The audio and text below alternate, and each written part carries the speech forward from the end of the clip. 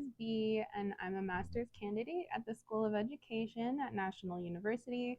And this is the last week of my class called Inspired Teaching and Learning. So I've been focusing on what makes a classroom truly inclusive.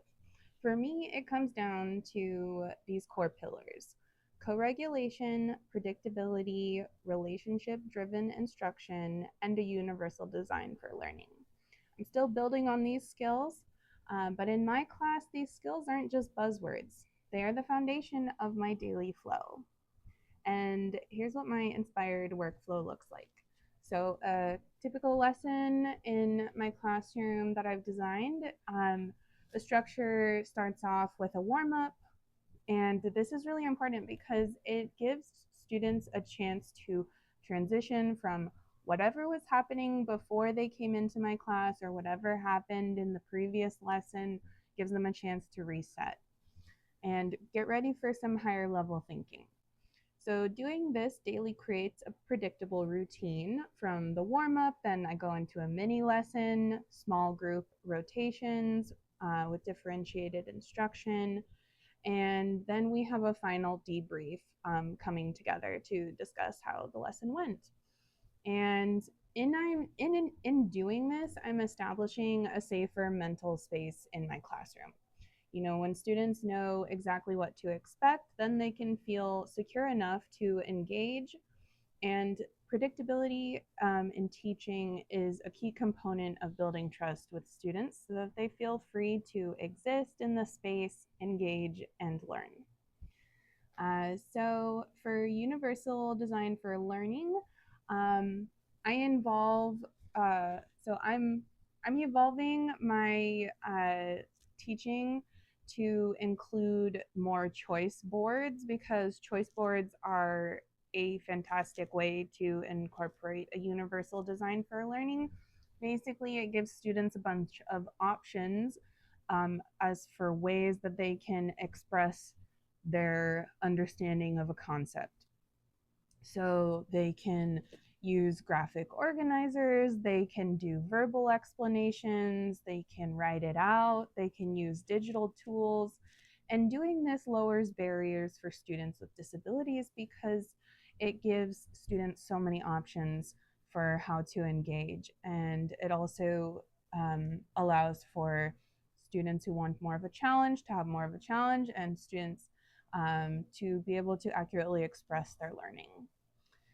So the next strategy is involving strengthening what we know as the 4 pillars of trust. And the 4 pillars of trust are benevolence, which is basically showing that you care, integrity, competence, and predictability.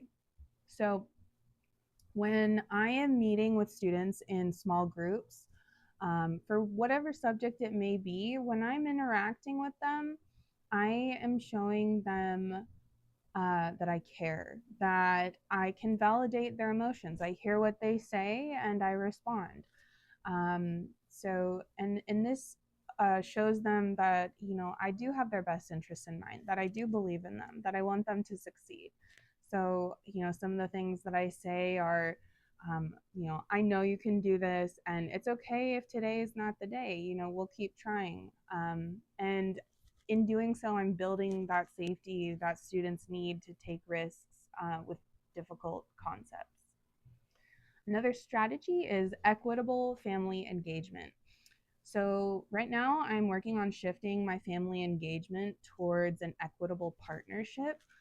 So I can honor the cultural and linguistic backgrounds of my students, um, and moving away from traditional deficit-based perspectives.